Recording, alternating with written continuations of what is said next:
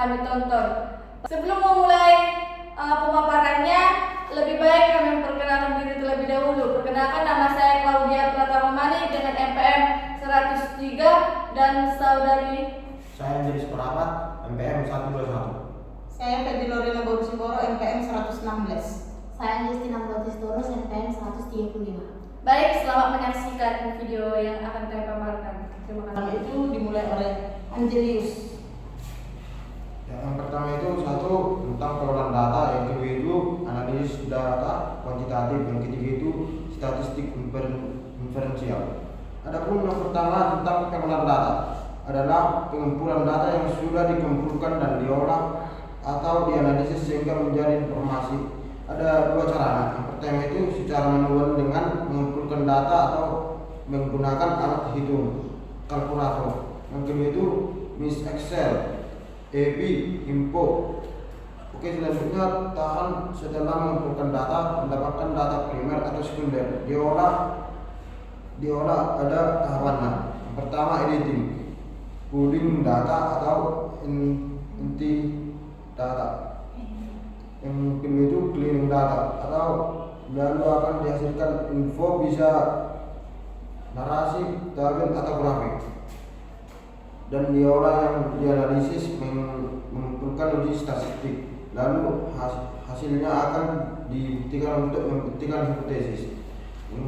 Selanjutnya ada editing atau pengguntian data, tahapan di mana data sudah dikumpulkan dari hasil pengisian kuesioner, disunting kelengkapan jawabannya, lalu lengkap dengan hasil pengumpulan data atau ulang. Selanjutnya itu coding, lembar kode yang terdiri dari tabel dibuat sesuai dengan data yang diambil dari alat ukur yang digunakan. Yang ketiga, data entry. Setelah melakukan coding, maka kita akan melakukan input jawaban dari masing-masing pertanyaan atau kuesioner.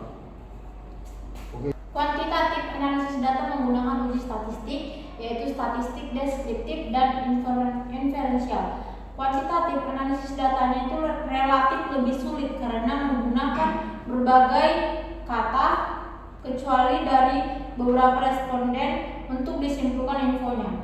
Dalam video ini, penelitian kuantitatif analisisnya statistik deskriptif, menganalisis data dengan cara mendeskriptif atau menggambarkan data yang telah dikumpulkan sebagaimana didengar tanpa bermaksud membuat kesimpulan yang berlaku untuk generalisasi.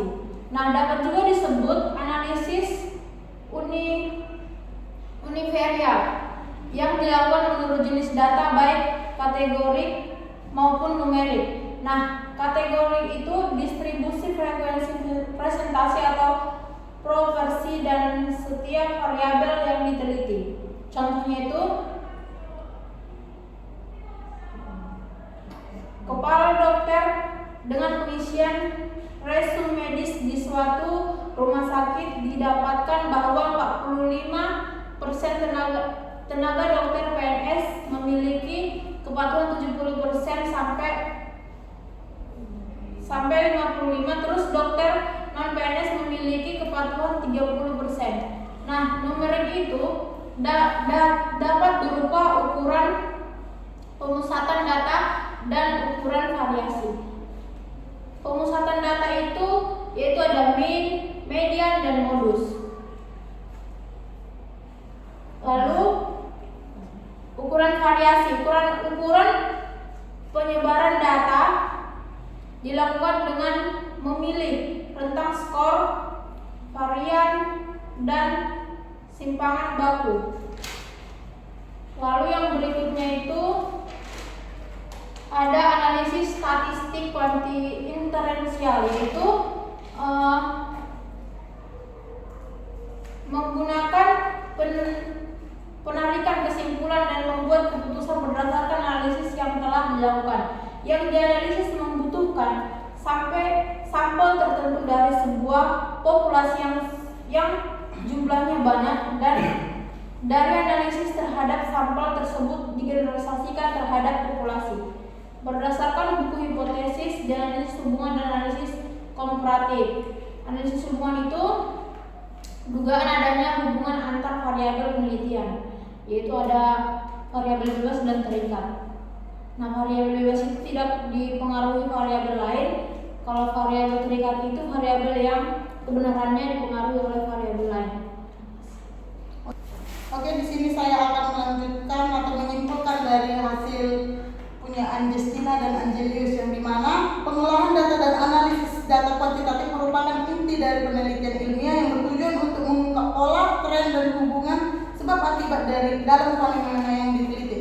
Proses ini melibatkan transformasi data mentah menjadi informasi yang bermakna melalui tahapan editing, coding, entry data, dan cleaning data. Analisis data kuantitatif baik deskriptif maupun inferensial memungkinkan peneliti untuk meringkas data, menguji hipotesis, dan membuat prediksi serta menarik kesimpulan yang dapat digeneralisasikan ke populasi yang lebih luas. Pemilihan metode analisis yang tepat sangat beruntung pada jenis data, desain penelitian, dan tujuan yang ingin dicapai. Dengan demikian, penguasaan terhadap teknik pengolahan dan analisis data kuantitatif menjadi keterampilan esensial bagi para peneliti dalam berbagai disiplin ilmu. Selanjutnya akan dijelaskan oleh teman saya. Baik, di sini saya akan membaca, memaparkan komentar dan pandangan kami terhadap ilmu yang telah kami tonton, yaitu pandangan yang kami dapat dari sumber yang dibagikan, yang dimana mengenai pengolahan data dan analisis data kuantitatif,